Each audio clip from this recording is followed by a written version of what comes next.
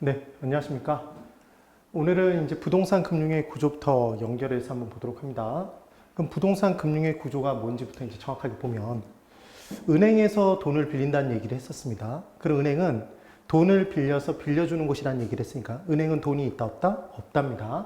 그래서 ABC 예금 투자자들에게 은행이 이제 예금 투자를 받아서 돈을 모은 겁니다. 근데 이 ABC가 각각 얼마 정도씩을 예금을 했다 이렇게 보자면 1,000만 원 정도씩을 예금했다 이렇게 한번 보자입니다. 그래서 은행이 모은 돈이 2억만큼을 모았답니다. 지금 예를 들어 2억의 금액을 모은 겁니다. 예를 든 겁니다. 그래놓고 은행이 그 돈을 그냥 손에 쥐고 있는 게 아니라 저당 대출을 해주는데 갑에게, 무주택 저소득층 갑에게 집사라고 돈을 빌려준 겁니다. 그런데 그냥 돈을 빌려주면 뭐가 마음에 걸리니까, 저소득층이라는 게 마음에 걸리니까 배째라 배를 내밀 가능성이 매우 높으니까 이때 살 집에 저당을 잡고 저당권을 설정한 상태에서 자금을 빌려주더라는 겁니다. 그래서 얼마만큼을 빌려줬냐면 갑에게 2억을 20년에 걸쳐서 5% 이자율로 빌려주기로 한 겁니다. 빌려줬답니다. 그러면 지금 집 살 만큼 큰 돈을 20년 장기에 걸쳐서 5% 충분히 저리로 돈을 빌려준 거 아닙니까? 장기 저리 대출이 이루어진 겁니다. 그리고 부동산을 담보로 제공받고 돈을 빌려줬으니까 얘를 두 글자 뭐라고 한다? 저당이라고 얘기를 하더라는 겁니다. 그럼 지금 저당 채권 하나가 저당 대출자인 은행과 저당 차입자인 갑 사이에서 형성이 된 겁니다. 그러면 이제 갑은 은행에게 그냥 손 흔들면서 고마워 이러면 됩니까? 매월 이제 굉장히 급해졌습니까? 매월 급해졌습니다. 열심히 일을 해야 됩니다. 왜냐하면 매월 원리금을 지급하지 않으면 은행은 배째라 배를 내밀었다고 간주하고 째서 가지고 가버릴 거 아닙니까? 그러니까 당연히 갑은 은행에게 저당 지불액을 매월 또는 매년 지급할 겁니다. 그래서 이때 저당 지불액은 아까 우리가 전 시간에 공부를 했던 내용에서 뭘 기억해 두시면 되냐면, 저당 지불액 계산은 뭘 곱해서 구했습니까, 여러분? 저당 상수를 곱해서, 일반적으로는 원리금 균등상환 방식이니까 저당 상수를 곱하면 저당 지불액 나왔습니다. 그때 계산된 저당 지불액을 매월마다 은행에게 넣어주더라는 겁니다. 그럼 은행은, 저당 채권자인 은행은 매월 갑으로부터 저당 지불액을 받을 텐데, 이때 은행이 갑으로부터 저당 지불액을 받을 수 있는 권리가 생긴 겁니까? 걔를 뭐라고 얘기를 하냐면 원리금 수취권이라고 얘기를 합니다. 원리금을 수취할 수 있는 권리다. 그럼 앞으로는 원리금은 누가 받는다고 얘기해야 됩니까? 그냥 은행이라고 대답하시면 안 되고, 뭘 가진 자? 원리금 수취권을 가진 자입니다. 원리금 수취권자. 그럼 은행은 원리금을 수취할 수 있는 권리가 생긴 것이고, 또 하나 갑이 배째라 배를 내밀면 째일 수 있는 권리도 생겼다. 저당권도 생겼더라는 겁니다. 그럼 지금 저당 하나에는 사실은 두 가지 권리가 포함되어 있는 겁니까? 원리금을 수취할 수 있는 권리, 원리금 수취권과 그리고 째일 수 있는 권리, 저당권까지가 합쳐진 게 저당 채권이라고 생각을 해주시면 된답니다. 여기까지 이해가 되셨어야 됩니다. 그런데 이렇게 만약에 끝나면, 이렇게만 끝나버리면 어떤 문제가 발생하는지 이제 보십시오. 첫 번째, A가 은행에 예금 투자를 해놨는데 갑자기 목돈이 필요해서 예금 인출을 요구한 겁니다. 그때 은행이 뭐라고 얘기를 하냐면 A야 미안, 너가 이렇게 빨리 갚으라고 할지 모르고 갑에게 20년에 걸쳐서 5% 이자율로 매월 원리금을 받아나가고 있어. 이거라도 받아서 너한테 넣어주면 안 될까? 이렇게 얘기하면 되겠습니까? 안 된답니다. 이러면 유동성 문제가 심각하게 발생한 겁니다. 그래서 지금 은행 입장에서는 단기 조달한 돈을 장기간에 걸쳐서 융자해 줬기 때문에 유동성 문제가 이제 첫 번째 발생이 돼버린 겁니다. 그 다음 두 번째로, 은행은 지금 적은 재원을 가지고 대출을 해줘 버리니까 이제 대출 재원이 고갈돼 버린 겁니까? 그래서 대출 재원에 지금 고갈 문제까지도 발생이 돼버린 겁니다. 두 번째. 그 다음 세 번째, 무주택 저소득층은 갑만 있겠습니까? 을도 있고 병도 있고 정도 있고 굉장히 많겠습니까? 굉장히 많을 텐데 누가 지금 선빵을 날려서, 갑이 선빵을 날려서 지금 은행에 돈을 빌려버린 겁니다. 그럼 이제 을, 병, 정 등은 은행에서 장기 저리 대출을 받을 수 없을 거 아닙니까? 그럼 주거 안정을 깨할 수 없게 된 겁니다.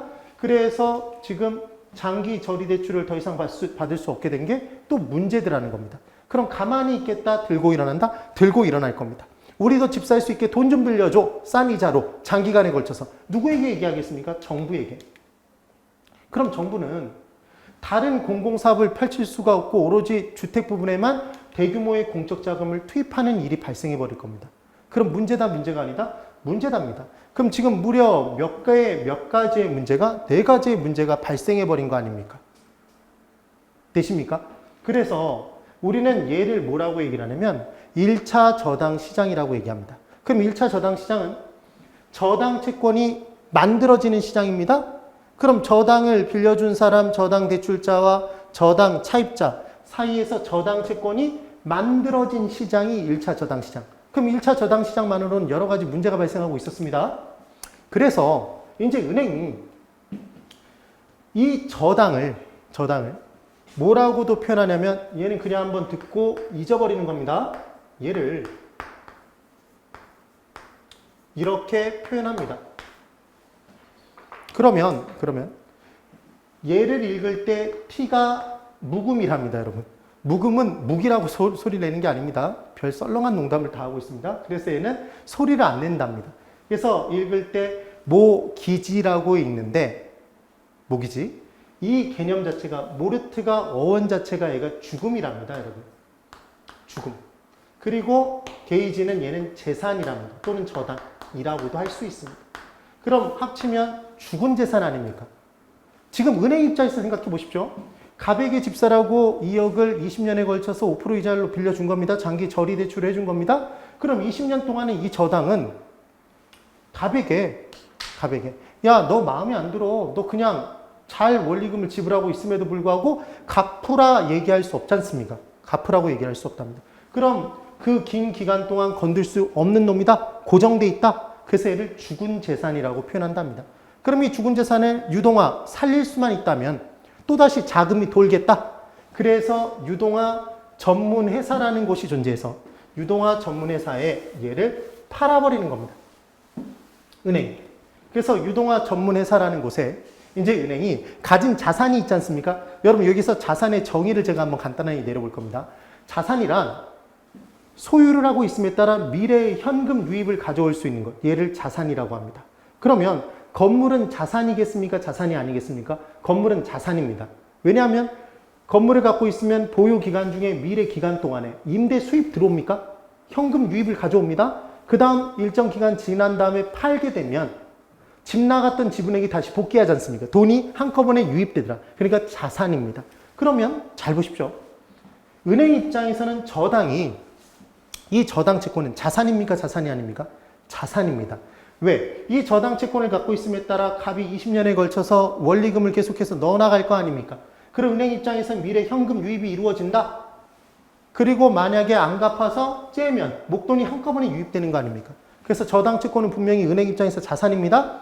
그래서 은행이 20년에 걸쳐서 원리금 받을 금액들을 현재 가치로 고칠 수 있겠습니까? 현가화. 우리는 고치는 내용들을 공부했던 겁니다. 그래서 현가화를 시켜봤더니 이 금액 자체가 예를 들어 2억 1천만 원만큼의 가치가 있다. 이자를 받으니까.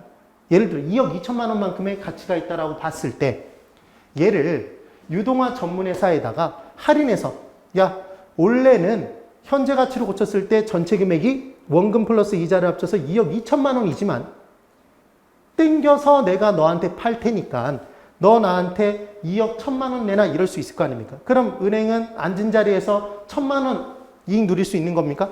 그럼 또 돈이 들어온다? 지금 그 내용을 이제 공부하는 겁니다. 그래서 유동화 전문회사에 뭘 팔아버리냐면 이 저당 자체를 팔아버립니다. 이 저당입니다, 여러분. 그럼 저당은 얼마짜리?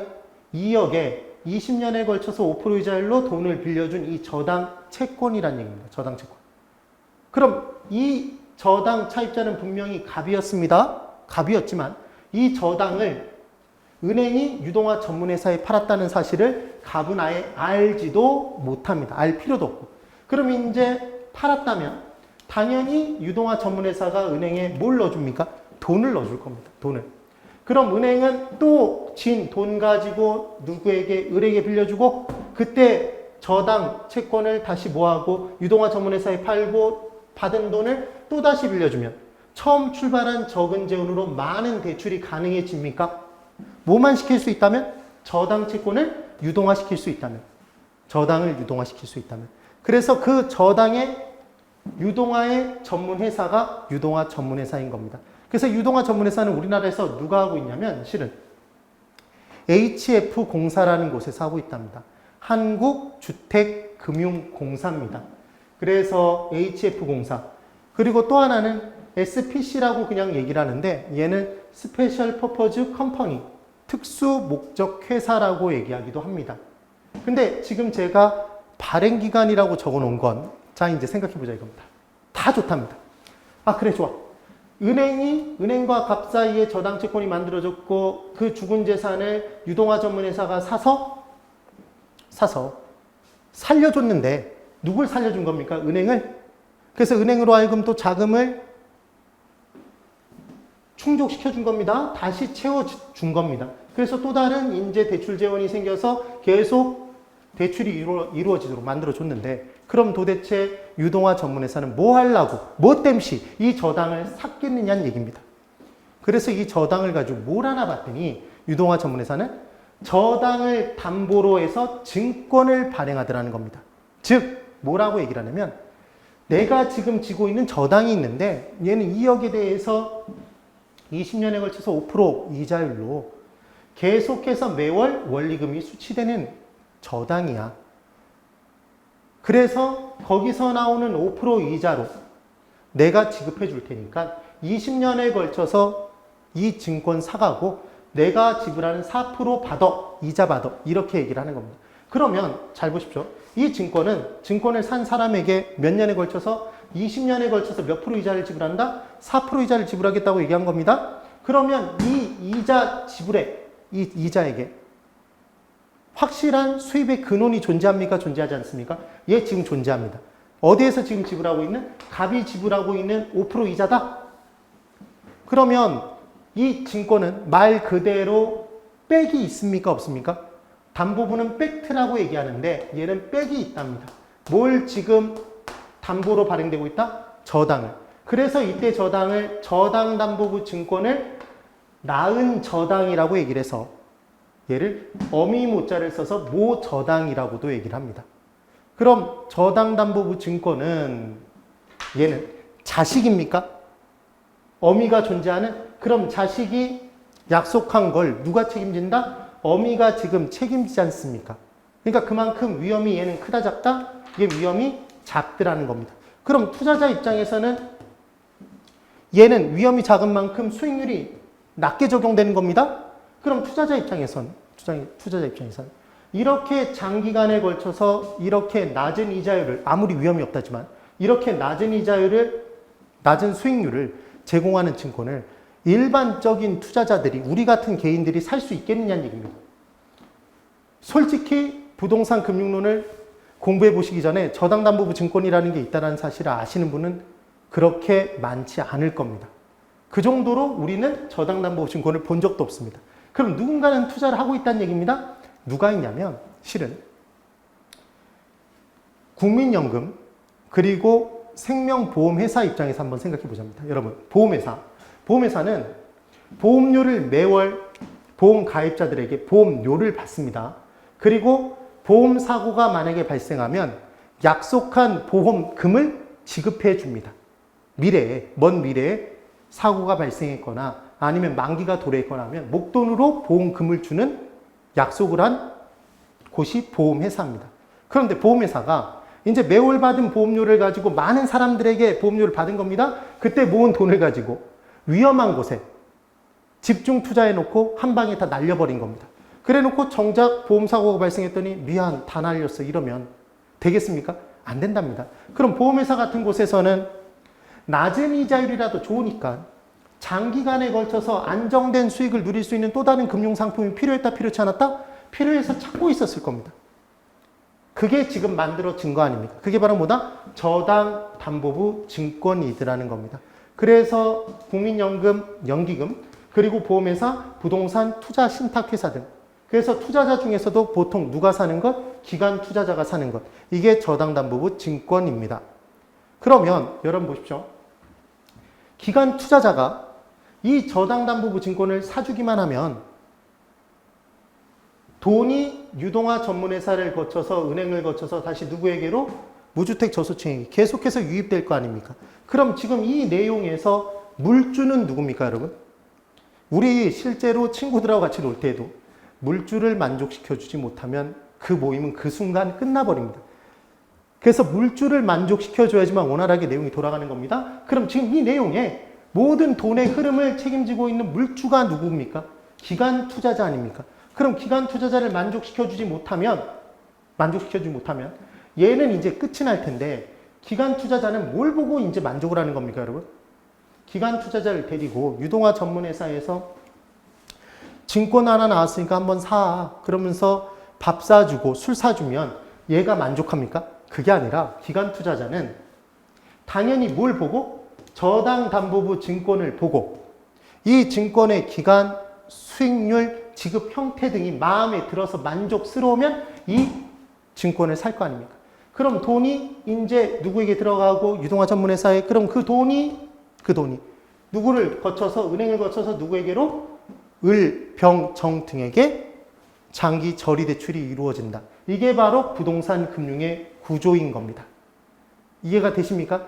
그래서 물주를 만족시켜주는 게 목적이기 때문에 이 저당담보부 증권은 저당을 담보로 발행된 증권이므로 자식은 어미의 성격을 그대로 타고나게 돼 있는데 그래서 모저당이 만약에 고정이자율이면 증권도 고정이자율이 되겠지만 고정이자율로 발행이 돼야 되겠지만 물주가 원한다라면 그때는 변동이자율로 발행될 수도 있을 겁니다.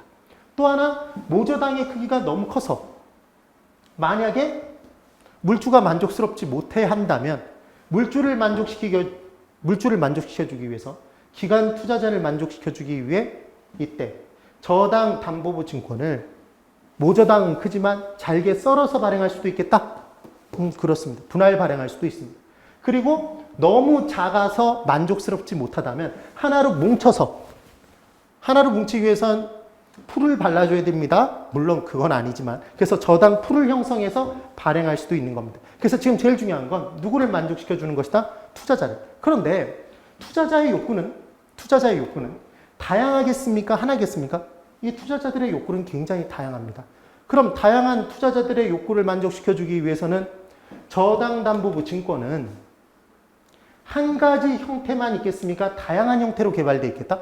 다양한 형태로 개발되어 있을 겁니다. 그럼 이 다양한 형태로 개발되어 있는 저당담보부 증권의 내용이 시험에 나오겠다 안 나오겠다? 예, 충분히 나올 수 있다는 얘기입니다. 그래서 1차 저당시장에서 만들어진 저당 채권을 사고 파는 시장. 그래서 저당을 담보로 발행하는 증권 등을 발행하는 시장, 얘를 2차 저당시장이라고 얘기를 합니다. 그래서 진정한 의미의 부동산 금융은 2차 저당시장이지 1차 저당시장이 아닙니다.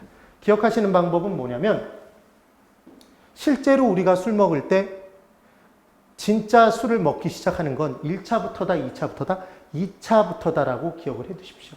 그래서 함정을 파면 무슨 함정을 정말 많이 파냐면 저당 채권을 사고 파는 시장, 저당담보부증권이 발행되는 시장, 그 시장이 1차 저당시장이다. 이런 함정을 판답니다.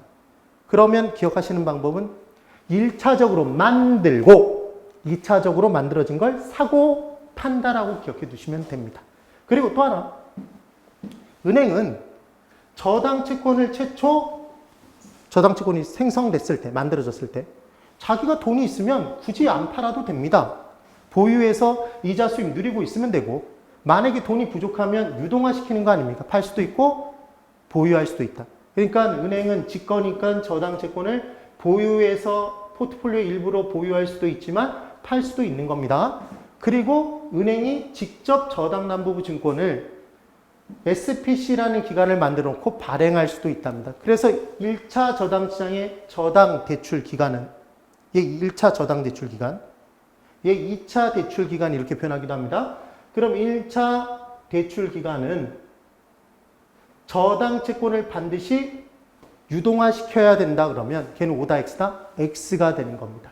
지거니까 지가 보유할 수도 있고 팔 수도 있더라. 그리고 유동화 전문회사도 산 저당 채권을 가지고 그냥 이자 수입을 누리고 있을 수도 있고 발행할 수도 있는 겁니다. 그러면 지금 발행기간이라고 제가 HF공사 SPC를 적었던 이유는 뭘 발행하는 기간인 겁니까? 저당담보부 증권을 발행하는 기간이라는 얘기입니다. 그리하여 저당담보부 증권은 사실은 제가 뭐 2억 이런 식으로 적었지만 지금 저당담보부 증권을 살 때 HF공사가 2억 이런 식으로 쪼잔하게 적은 금액을 사는 게 아닙니다. 그래서 은행은 이때 지역이 비슷하거나 아니면 기간이 비슷하거나 그때 이자율이 비슷한 성격이 비슷한 저당 채권들을 모아서 묶어서 얘를 판매를 합니다. 판매를. 그래서 이때 판 금액, 산 금액이 1,000억, 2,000억, 5,000억 막 이런 대규모 금액입니다. 그러면 그것을 담보로 발행하는 증권, 저당담보부 증권의 금액도 몇 천억 단위인 겁니다. 보통은. 그러니까 당연히 그 증권을 사는 사람은 개인 투자자가 일반적으로 살 수가 없는 겁니다. 사지 못한다가 아니라 이때 살 수 있는 여력이 없는 겁니다. 그리고 기관 투자자가 일반적으로 사더라. 그러면 저당담보부 증권이 1,000억만큼 발행이 됐다면 결국은 자본시장의 돈이 1,000억만큼이 누굴 통해서 유동화 전문회사를 통해서 은행을 통해서 어디로 유입되는 거다? 부동산 시장으로 유입되는 겁니다. 그럼 정부는 부동산 시장이 만약에 많이 침체되어 있다면 유입되는 돈의 양을 늘려서 경기를 살려줘야 되겠습니까? 그럼 저당담보부 증권의 발행 액수를 늘려야 되겠다, 줄여야 되겠다? 늘릴 겁니다. 그럼 지나치게 과열되어 있다면 유입되는 돈의 양을 줄여주기 위해 저당담보부 증권의 발행 액수를 줄인다? 이런 내용이 따라 나오는 겁니다. 그리고 보십시오. 투자자들 입장에선 돈을 빌려주는 겁니까? 증권을 삼에 따라? 그럼 이때 발행하는 HF공사 이 발행 기간에 신용도가 낮으면 낮을수록 더 높은 이자를 받고자 할 거 아닙니까? 그럼 만약에 높은 이자로 돈을 빌려오면 높은 이자로 빌려줘야 되니까 이 내용 성립이 불가합니다. 왜? 장기 처리 대출해줘야 되니까. 그럼 당연히 돈을 장기간에 걸쳐서 낮은 이자로 돈을 빌려오기 위해서는 발행하는 기간에 신용도가 높아야 되겠다, 높지 않아야 되겠다? 높아야 되고 공신력까지 있었으면 좋겠답니다. 그래서 우리나라에서는 지금 현재 공사인 누가? 한국주택금융공사가 지금 주택과 관련된 금융이지 않습니까? 그래서 한국주택금융공사가 발행해 주는 겁니다. 이해를 꼭 해두십시오. 그러면 저당담보부 증권의 이제 종류에 대해서 설명을 한번 드려볼 겁니다. 자, 보십시오. 회사가, 이 개념을 이제 이해하시면 됩니다. 회사가 자산을 모으고자 합니다. 회사가 자산, 돈을 이제 모아보려고 하는 겁니다. 자산을. 그럼 회사가 자산을 모으는 방법, 자금을 조달하는 방법은 크게 두 가지가 있는데 첫 번째로 사채를, 채권을 발행하는 겁니다. 그럼 회사가 발행하는 채권은 여러분 회사채, 줄여서 뭐라고 한다? 사채라고 합니다. 우리 투자론에서 공부할 때 국가와 지방자치단체가 발행하는 채권을 줄여서 뭐라고 했었습니까? 국공채? 그럼 약속한 이자를 거의 확실하게 주기 때문에 걔는 위험이 없다 그래서 걔를 뭐라고 표현했었다? 무위험료. 그럼 다시 회사가 발행하는 채권을 뭐라고 합니까? 회사채라고, 사채라고 얘기를 하는 겁니다. 지금 회사는 사채를 발행했습니다. 얼마를 발행했냐면 1억 원짜리 사채를 발행했습니다. 이 사채의 내용은 3년 만기로 6% 이자를 매년 지불하겠답니다. 그러니까 당연히 채권은 지금 뭐가 있구나? 만기가 존재하는 겁니까? 그 다음 그 기간 동안에 이자율이 이때 표시가 돼 있는 겁니다. 그랬더니 투자자가 이 채권을 이제 샀습니다. 그럼 산다면 이 채권을 발행하는 회사의 신용도가 정말 중요합니다. 왜 중요하냐면 투자자는 회사의 채권을 산다는 얘기는 회사의 신용도를 믿고 회사의 돈을 빌려준다는 얘기입니다. 그러면 지금 회사는 회사가 가진 자산을 투자자에게 매각한 겁니까? 매각한 게 없습니까? 회사는 자산을 매각하지 않고 자산 매각 이외의 방법으로 돈을 빌려온 겁니까? 네. 그럼 이때 들어온 돈 1억은 회사가 몇 년 지나면 3년 지나면 갚아야 되는 돈이다. 그래서 얘를 부채금융이라고 하고 회사가 갚아야 될 돈을 부채라고 합니다. 그럼 여러분, 회사가 부채금융을 조달하는 가장 일반적인 수단은 뭐의 발행이구나? 채권의 발행이구나를 채권의 발행이라는 사실을 지금 깨달으신 겁니다. 같이 공부를 한 겁니다. 그러면 지금 중요한 건 회사가 조달한 돈이 빌려온 돈이라면 회사는 자산을 매각했다, 매각하지 않았다? 매각하지 않고 자산 매각 이해 방법으로 빌려온 건데 돈을 빌리기 위해서는 빌려가는 회사의 뭐가 제일 중요하다? 신용도가 제일 중요하다는 얘기입니다. 근데 이번에는 회사가 자금을 조달하는데 이제 자신의 돈, 갚을 필요가 없는 자신의 돈을 조달하는 방법을 보는 겁니다. 그래서 회사가 이번에는 뭘 발행할 거냐면 주식을 발행할 건데 일단 회사채를 산 투자자를 우리는 채권자라고 또 별도로 부르는 겁니다. 그때 이 채권자는 뭘 목적으로 돈을 빌려주냐면 채권을 사냐면 이자 수입을 목적으로 돈을 빌려준 겁니다. 이번엔 회사가 주식을 발행했답니다. 1억 주식을 발행한 겁니다. 그럼 이 주식을 사는 투자자가 있습니다. 이 주식에는 지금 기간과 이자율이 없습니다. 그럼 투자자가 주식 1억짜리를 샀다는 얘기는 회사의 일부를 쪼개서 샀다는 얘기 아닙니까? 그럼 반대로 회사는 회사의 일부를 매각한 겁니다. 그럼 자산 매각을 통해서 들어온 1억은 이제 회사의 돈이다. 회사가 일정 기간 지난 다음에 갚아야 될 돈이다. 회사의 돈인 겁니다. 얘를 지분금융, 우리 내 돈을 두 글자 지분이라고 했던 거 아닙니까? 지분금융 또는 얘를 자본이라고 하는 겁니다. 그리하여 이 투자자를 우리는 뭐라고 얘기를 하냐면 주식의 소유주, 주주라고 하고 주주는 이자 수입을 목적으로 합니까? 배당 수입을? 배당 수익을 목적으로 투자를 하는 겁니다. 이해가 되십니까? 그러니까 제일 중요한 건 회사가 자산을 매각해서 들어오는 돈은 이제 지 돈인 거고 자산 매각 이해 방법으로 돈을 빌려오면 걔는 말 그대로 빌린 돈이라는 얘기. 지금 그게 중요한 포인트인 겁니다. 그러면 회사가 수익을 발생시키지 못한 경우에는 배당 수익이 발생합니까, 여러분? 배당 수익이 발생하지 않습니다. 그럼 예상한 수익이 예상된 대로 똑같이 실현되지 않을 확률, 위험이 주식 투자의 경우에는 큰 겁니다. 얘는 위험이 큽니다.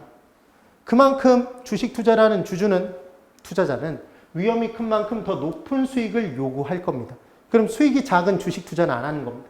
그런데 회사가 수익을 발생시키지 못해도 회사는 약속한 이자는 지불해 줘야 될 거 아닙니까?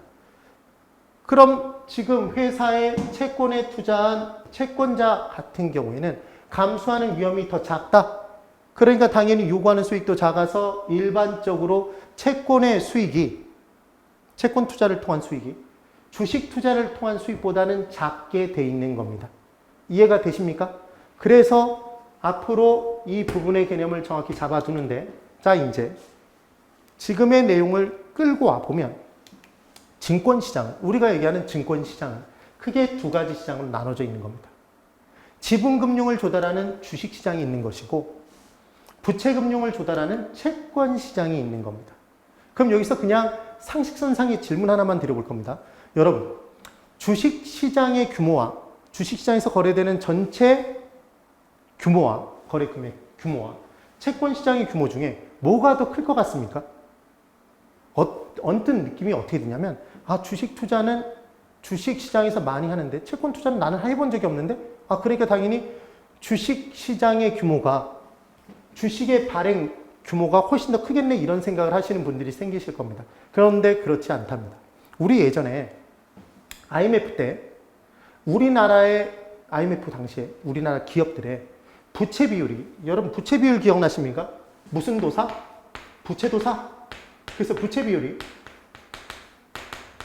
짝대기 짝, 부채가 분자, 부채도사는 어디에 산다? 지 집에 산다. 그래서 지분분의 부채였습니다. 그래서 이 부채 비율이 예전에 우리나라에 존재하는 많은 회사들이 3000%까지도 올라가 있었답니다. 그 말은 내 돈이 만약에 1억이면 남의 돈 30억을 빌려서 투자를 하고 있었던 겁니다. 회사를 운영하고 있었다. 이러니까 문제였다 문제가 아닙니까?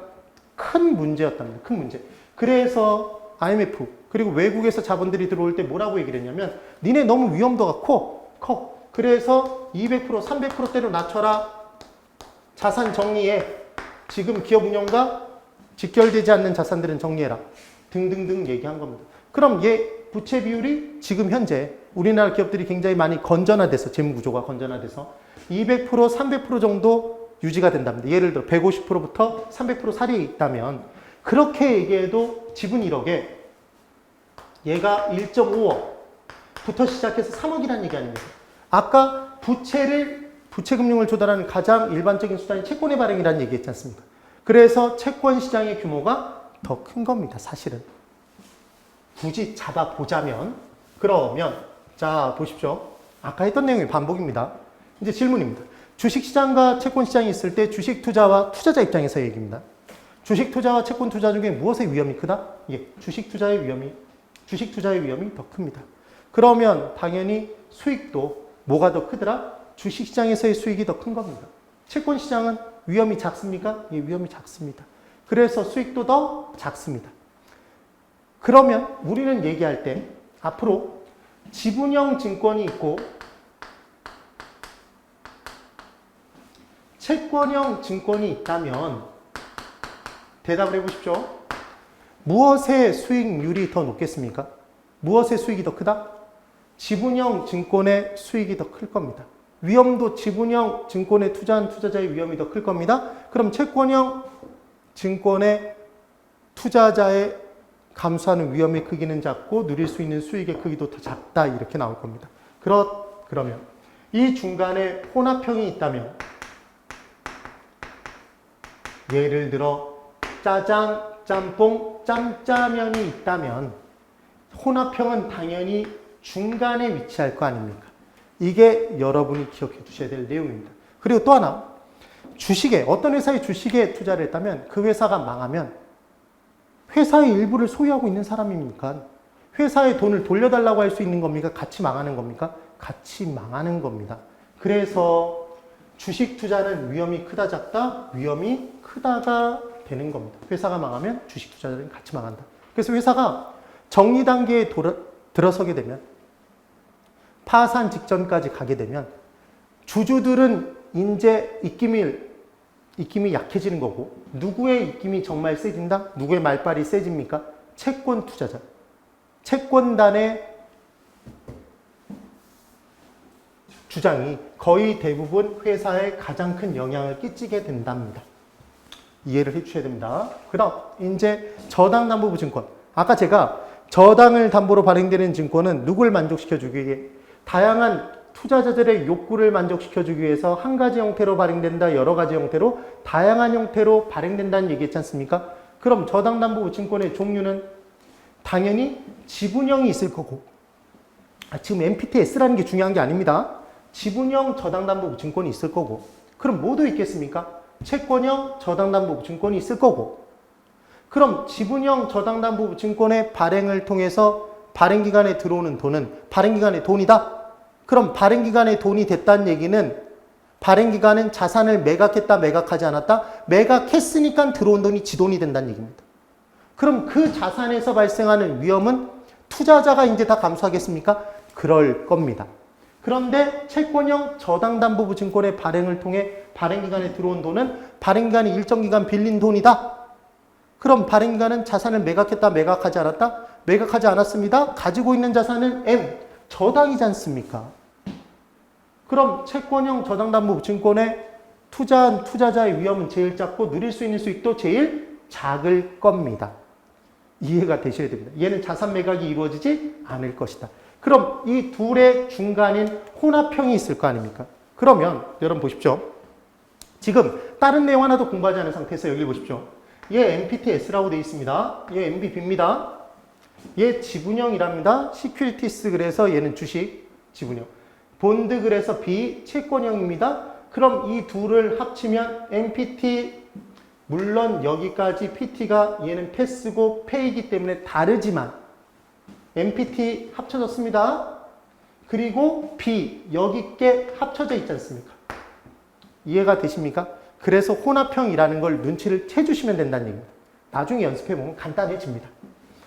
그래서 지금은 이렇게 정리가 된 상태에서 당연히 크기수는 투자자가 감수하는 위험의 크기수는 수익의 크기수는 당연히 뭐가 제일 크고 지분형이 제일 크고 혼합형이 중간 그 다음 뭐가 제일 작다? 채권형이 제일 작을 겁니다. 그럼 이때 혼합형의 경우에 일정 기간 동안에 만기를 정해놓고 이자율 얼마를 주겠다고 약정해 놓은 것일 겁니다.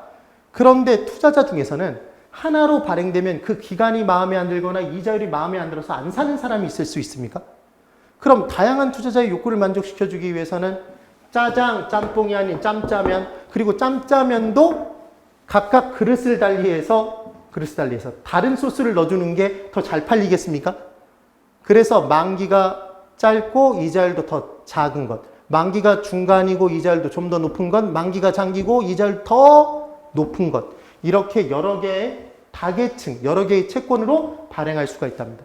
그래서 혼합형의 진화된 형태가 이게 바로 다계층 채권이랍니다. 그러면 얘는 만기와 이자율이 상이한 여러 종류의 채권으로 나눠져 있는 거니까 골라잡아가 좀 더 쉽게 되겠습니까? 다른 증권들보다. 그럼 더 잘 팔려나가겠다? 그래서 우리나라에 현행 발행되고 있는 거의 대부분의 저당담보증권은 다 뭐다? CMO, 혼합형 저당담보증권이라고 얘기를 합니다. 근데 지금 제가 MPTS, MPTB, MBB, 그 다음 CMO에 대해서 자세히 하나하나를 다 설명드릴 수 있지만 그렇게 설명드리지 않고 이렇게 설명하는 이유는 이 개념을 정확히 이해해 두시면 나중에 붙여내는 건 정말 쉽기 때문인 겁니다. 그래서 얘 가장 많이 발행, 다양한 욕구를 동시에 만족 가능하니까. 그래서 크기수는 지분형이 제일 크고 채권형이 제일 작은 겁니다. 이 크기수 문제.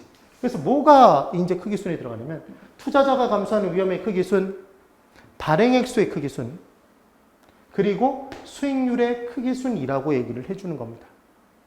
이 내용. 예외는 초과담보의 크기수는 이제 반대로 바뀐다라는 걸 기억해 두시면 되는데 사실은 이 얘기입니다, 여러분. 개념 뭐예요? 얘 M 들어있습니까, 여러분? 저당을 담보로 발행하는 증권이니까 M이 들어있습니다. 그럼 아까 우리 저당, 무저당 2억이었습니까, 여러분?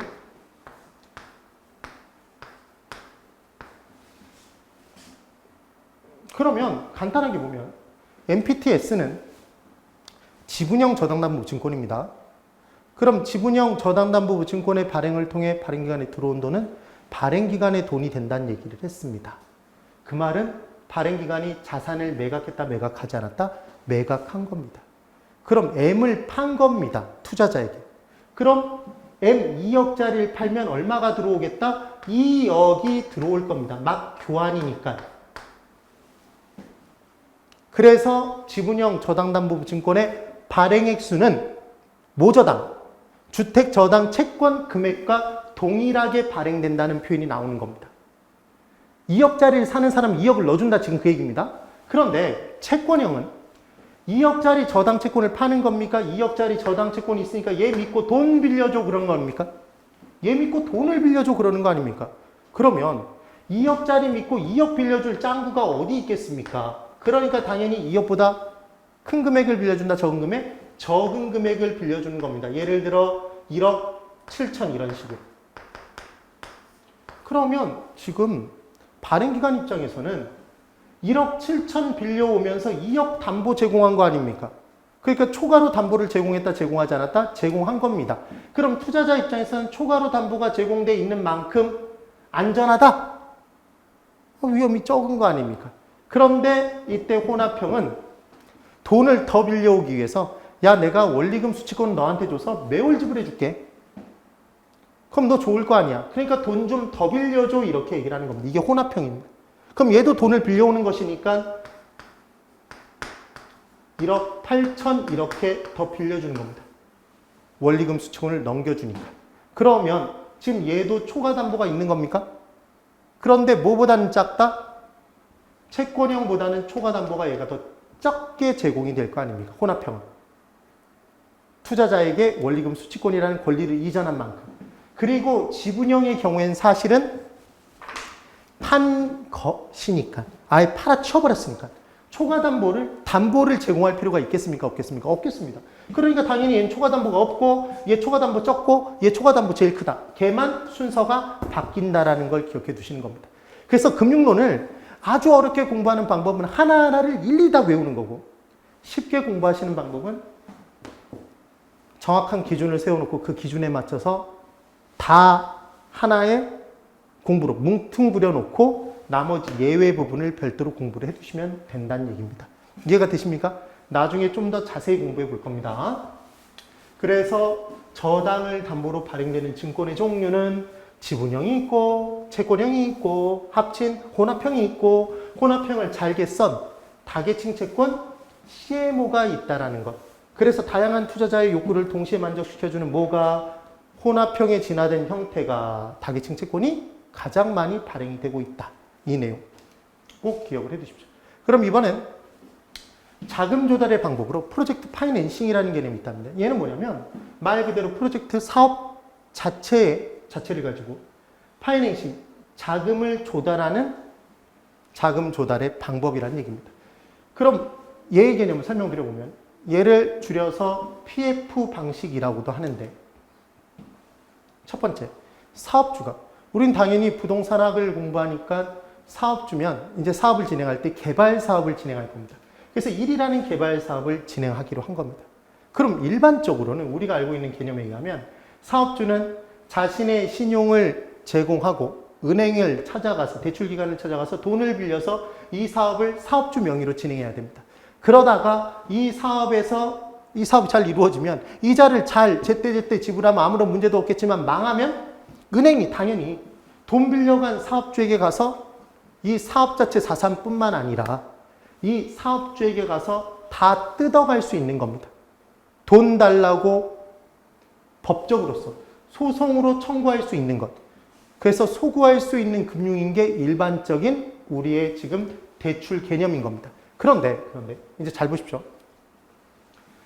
프로젝트 파이낸싱은 사업주 A가 1이라는 개발 사업을 고안했는데 1이라는 개발 사업 자체가 발생시킬 미래 수익이 장기간에 걸쳐서 매우 안정적으로 고수익이 발생하는 아주 아름다운 개발 사업이라는 겁니다. 그래서 얘 개발 사업 자체의 미래 수익, 이 미래 수익을 담보로 제공하고 얘를 담보로 제공하고 사업자의 신용을 담보로 제공하는 게 아니라 금융기관으로부터 돈을 빌려오는 겁니다. 그럼 제일 중요한 건 뭐냐면 이제 이 개발 사업 자체는 절대로 사업주 명의로 사업주 회사, 이 회사 사업주 명의로 진행하면 안 됩니다. 그래서 특수 목적 회사 하나를 별도로 설립해서 이 회사의 명의로 이 개발 사업을 진행해 줘야 됩니다. 그러면 중요한 포인트는 사업주와 이 개발 사업을 분리시키는 게 제일 중요한 포인트인 겁니다. 그럼 이제 프로젝트 파이낸싱에 의해서 사업을 진행하기 위해서는 투자자, 금융기관을 찾아가서 대출기관을 찾아가서 설명을 해야 되는데 이 개발 사업에 대해서 자세히 설명을 해서 장기간 안정적 고수익이 발생한다는 것을 누가 확신을 가져야지만 BCD 투자자들이 확신을 가져야지만 얘 담보로 제공받고 돈 빌려줄 거 아닙니까? 사업주의 신용담보가 아니라. 그래서 이제 돈을 빌려주게 되면 이제 돈을 빌려준 겁니다. 얘는 지분 투자를 한 게 아니라 돈을 빌려준 겁니다. 그럼 이 빌린 돈을 가지고 사업주는 개발 사업을 진행해서 얘 개발된 부동산 공급하지 않습니까? PF 방식은 수요자가 사기 위해 돈을 빌리는 겁니까? 공급자가 공급하기 위한 돈을 빌리는 겁니까? 공급자가 공급하기 위한 돈을 빌린다. 그래서 얘는 공급자 금융인 겁니다. 그리고 갚아야 되기 때문에 얘는 부채 금융인 겁니다. 그러면 이 사업이 안정적으로 잘 진행이 됐을 때는 이 사업에서 나온 돈을 가지고 현금 유입액을 가지고 이자 지불하고 원금 갚아 나가면 되니까 아무런 문제가 발생하지 않습니다. 중요한 건 이 사업이 망했을 때입니다. 망했을 때. 그러면 이 사업이 만약에 망했다면 당연히 BCD는 이 사업 자체 SPC에다가 돈을 빌려준 것으로 돼 있기 때문에 SPC 특수목적회사 안에 있는 자산 그리고 이때 발생된 현금 유입들을 대상으로는 돈을 돌려내 달라고 소구할 수 있습니다. 소송을 통해 청구할 수 있는 겁니다. 그런데 이때 돈이 부족할 수 있을 거 아닙니까? 그렇다고 해서 사업주를 찾아가서 너 돈 내나 소구할 수 없답니다. 그래서 얘를 뭐라고도 얘기를 하냐면 비소구 금융이라고 얘기를 한답니다. 그러면 여러분 보십시오. 사업주 입장에서는 대규모 개발 사업을 진행할 때 이 개발 사업이 망하면 원래는 쫄딱 같이 망하는데 PF 방식에 의해서 사업을 진행하면 살아남을 수도 있다? 그렇지 않습니까? 이러한 장점이 존재한답니다. 그 대신 투자자, 은행 입장에서 보면, 대출기관 입장에서 보면 일반적으로 사업주의 신용이나 사업주의 다른 부동산 등을 담보로 제공받은 것보다는 뜯길 위험이 더 크다. 그러니까 감수해야 되는 위험이 더 크니까 사업주가 지금 분리되어 있기 때문에 투자자가 감수해야 되는 위험이 더 크니까 적용하는 이자율도 더 높게 적용합니까? 그래서 PF 방식이 원활하게 잘 제공이 됐을 때는, 진행이 됐을 때는 대출기관, 금융기관은 좀 더 높은 이자, 수입을 누릴 수 있다라고 얘기하면 얘는 O가 되는 겁니다. 그럼 지금 투자자는 위험을 더 많이 감수했으니까 이 위험을 줄이기 위해 보증, 보험 등에 가입이 될 수 있는 겁니다. 그럼 그만큼 이 사업에 관계되는 이해관계인이 많아져 버립니까? 그럼 이해관계인이 많아짐에 따라 위험이 줄어든다고 볼 수도 있겠지만 이해관계인 사이에 이해관계가 잘 조율되지 않으면 그때는 사업이 기간이 한없이 연장되고 더 위험이 커져버릴 수도 있더라는 겁니다. 그러면 이제 한 가지 개념은 지금 원래 사업주가 자신의 신용도나 부동산을 담보로 제공하고 돈을 빌릴 때는 이 사업 자체에 대해서 자세히 금융기관에 설명할 필요가 없습니다. 그러면 사업주는 이 개발 사업에 대해서 정보를 많이 갖고 있겠지만 돈 빌려주는 금융기관은 이 사업이 어느 기간에 걸쳐서 얼마만큼 수익이 발생할지 어떤 유형의 사업인지에 대해서 자세히 모릅니다. 그럼 정보의 비대칭성 문제가 발생할 텐데 지금 다 설명을 듣고 투자를 하는 거 아닙니까? 그러니까 정보의 비대칭성 문제는 많이 해결될 수도 있더라. 이 얘기입니다. 그럼 중요한 포인트는 자 이제 사업주 입장에서 보면 대규모 개발 사업을 진행해도 쫄딱 같이 망하지 않고 안정적으로 사업에만 전념할 수 있게 된답니다. 두 번째는 위험을 분산시킬 수 있는 효과가 있는 겁니다.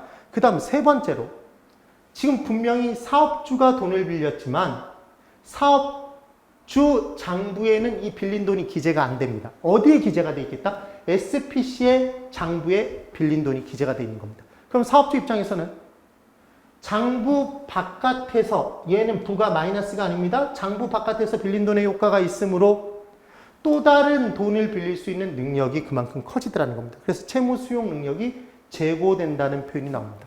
근데 함정을 파면 금융기관의 채무 수용 능력이 커진다 이런 식으로 함정을 팔 수 있답니다. 그럼 X라는 걸 잡아내십시오. 이게 기본적인 프로젝트 파이낸싱입니다.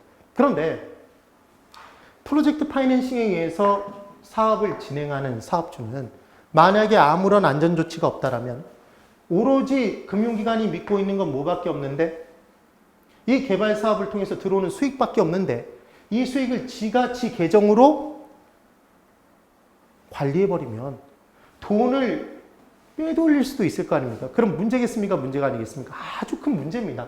그러니까 이때 안정적으로 이때 별도의 에스크로우 계정을 만들어 놓고 그 별도 계정으로 에스크로우 계정으로 현금이 유입돼서 그 돈을 얘가 받아나가도록 하는 겁니다. 금융기관 원리금을 상환받도록 하는 겁니다. 그리고 최종적으로 수익은 사업주는 가장 마지막에 누릴 수 있도록 만들어야지만 안정적으로 PF 방식에 의한 자금 조달이 가능해질 거란 얘기입니다. 그래서 프로젝트 파이낸싱은 지분금융이다, 돈을 빌려준 거다, 돈을 빌려준 부채금융인 겁니다. 부채금융. 그리고 이제 두 번째로 부동산 신디케이션, 부동산 신디케이트가 있답니다. 별로 구분하실 필요 없습니다. K2와 K션은 구분을 그렇게 심히 하실 필요도 없는 겁니다. 그럼 이제 보면 A라는 개발업자가 있습니다. 이때 A가 1이라는 개발 사업을 진행하고 싶습니다. 근데 개발업자는 개발 사업에 능력이 있습니다. 능력이. 근데 뭐가 없냐면 돈이 없습니다. 돈이 없습니다. 그래서 투자자를 설득시켜서 이 개발 사업에 대해서 자세히 설명해서 돈을 빌려달라고 얘기하는 게 아니라 지분 투자를 하라고 얘기를 한 겁니다. 같이 사업을 진행하자. 그러니까 얘는 지분 금융인 겁니다. 그래서 투자자 BCD로부터 지분 투자를 받아서 사업을 진행합니다.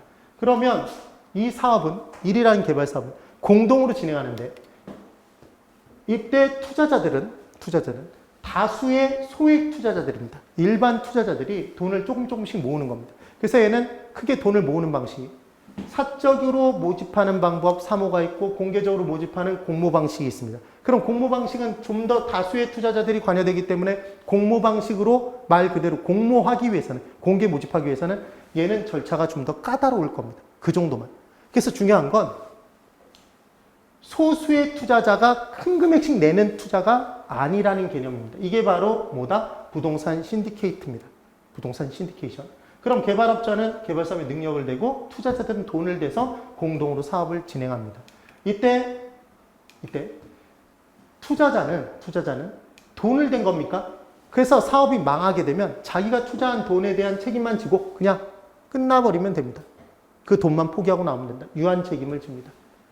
그리고 이익이 발생했을 때는 투자한 비율별로 돈을 이제 나눠 가질 것이고, 개발업자는 자신의 능력으로 사업을 진행했기 때문에 얘는 무한 책임을 집니다. 그리고 이 개발업자를 신디케이터라고도 얘기를 하는 겁니다. 무한 책임. 이게 중요한 포인트인 겁니다. 그러면 조인트 벤처라는 게 있는데 그 조인트 벤처라는 걸 비교를 한번 해볼 겁니다. 조인트 벤처는 말 그대로 벤처 사업을 결합해서 같이 하는 겁니다. 얘는 법인 간의 결합이 일반적인 형태입니다. 개인도 할 수는 있습니다. 일반인도. 그래서 개발회사 A가 개발 사업을 고안했습니다. 그때 금융기관에 돈을 빌리는 게 아니라 금융기관에 지분 투자를 받는 겁니다. 일반적으로는. 그래서 소수의 투자자로부터 지분 투자를 받는데 BCD, 아까는 점점점이 있었는데 지금 BCD입니다. 소수로부터 고액 투자를 받는 겁니다. 소수의 기관 투자자로부터. 그래서 이 개발 사업은 보통은 소규모 개발이 아니라 대규모 개발 사업이 진행이 됩니다. 그래서 대규모 개발 사업을 위해 설립된 법인 간의 결합체, 이게 바로 조인트 벤처다. 그 다음 조인트 벤처는 제일 중요한 건 지분금융이라는 걸 기억하는 겁니다. 여러분, 그러면 부동산 신디케이션은 지분금융이었습니다. 조인트 벤처도 지분금융입니다. 그럼 둘의 차이는 뭡니까? 거의 비슷한데? 다수의 투자자로부터 받아들이는 건 뭐고, 다수의 일반 투자자로부터 지분 투자를 받는 게 부동산 신디케이트.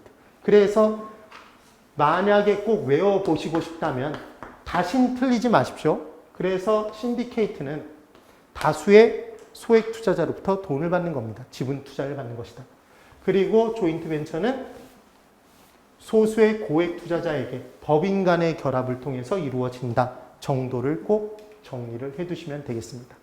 그리고 우리가 HF공사가 이제 가지고 있는 제공하는 상품 중에 주택연금, 주택에서 연금을 주고 그 다음 주택사라고 돈 빌려주는 보금자리 론이 있을 텐데 이 내용들이 개정될 가능성이, 바뀔 가능성이 굉장히 높답니다. 그래서 이 부분은 역시 뒷부분에 3, 4월 달 부분에서 좀 더 자세히 공부를 한번 해볼 겁니다. 물론 1, 2월 달 강의를 들으시는 분, 11, 12월 달 강의만 들으시는 분들도 우리 랜드프로 홈페이지에 개정된 사항에 대해서는 자세히 정리해드리고 또 강의도 일부분 올려놓을 테니까 그때 확인해 주시면 됩니다. 먼저 확인하실 필요는 없습니다.